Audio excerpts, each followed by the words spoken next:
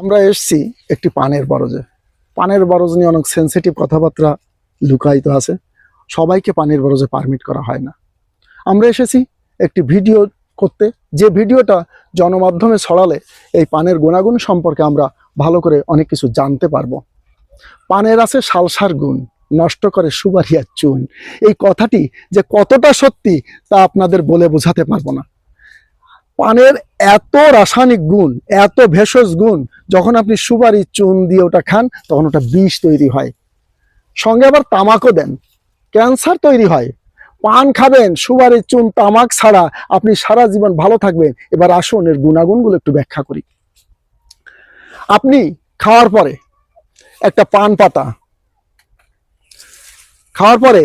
পান পাতা শুধু শুধু চিবিয়ে খান। আরে শুধু খাবেন কেন, একটু কালো জিরে দিন, একটু আদা দিন, একটু তুলসী দিন, চিবিয়ে খান। খাওয়ার পরে আপনার হজম শক্তিটা ভালো হবে, পেটটা ক্লিয়ার থাকবে।